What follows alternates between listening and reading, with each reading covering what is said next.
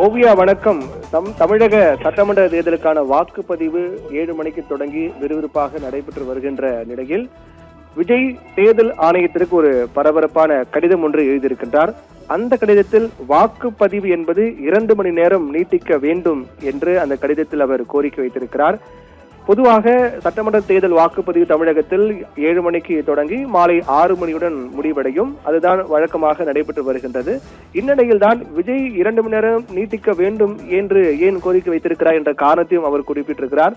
சென்னையிலிருந்து வாக்களிக்க செல்லக்கூடிய வாக்காளர்கள் சிரமத்தை எதிர்கொள்வதாகவும் அவர்களுக்கு போதிய பேருந்து வசதி இல்லை என்றும் அதனால் உரிய நேரத்தில் அவர்கள் செல்ல முடியாத நிலை ஏற்பட்டிருக்கிறது. வாக்களிப்பது என்பது அனைவருடைய ஜனநாயக கடமை. வாக்களிப்பதை உறுதி செய்யக்கூடிய வகையிலும் வாக்களிக்க வரக்கூடிய வாக்காளர்கள் அவர்கள் வாக்களிக்க வேண்டும் என்ற அடிப்படையில் அவர்களுக்கு முழுமையான ஏற்பாடு செய்வதும் அரசின் கடமையாகும்.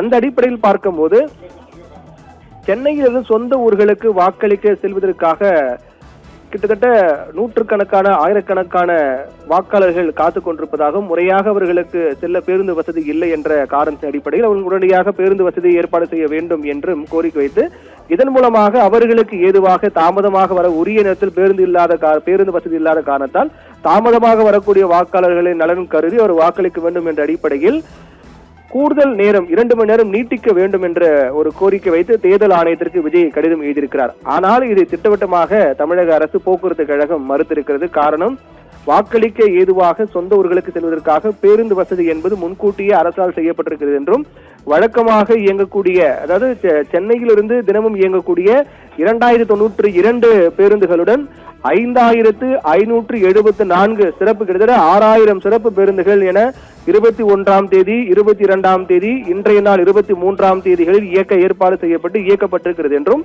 இதனால் லட்சக்கணக்கான வாக்காளர்கள் வாக்களிப்பதற்காக சொந்த ஊர்களுக்கு சென்றிருக்கிறார்கள். சென்ட்ரல், எழும்பூர், தாம்பரம் ரயில் நிலையங்களிலும் கிளாம்பாக்கம், கோயம்பேடு பேருந்து நிலையங்களிலும் பொதுமக்கள் கூட்டம் அலைமோதியது. அதே போன்று அதற்கு ஏதுவாக அவர்கள் வாக்களிக்க ஏதுவாக சொந்த ஊர்கள் செல்வதற்காக 6000 சிறப்பு பேருந்துகள் எல்லாம் இயக்கப்பட்டு லட்சக்கணக்கான மக்கள் அவர்கள் சொந்த ஊருக்கு சென்றிருக்கிறார்கள் என்ற அடிப்படையில் விளக்கம் கொடுக்கப்பட்டிருக்கிறது தமிழக அரசு, குறிப்பாக போக்குவரத்து துறை தரப்பிலிருந்து.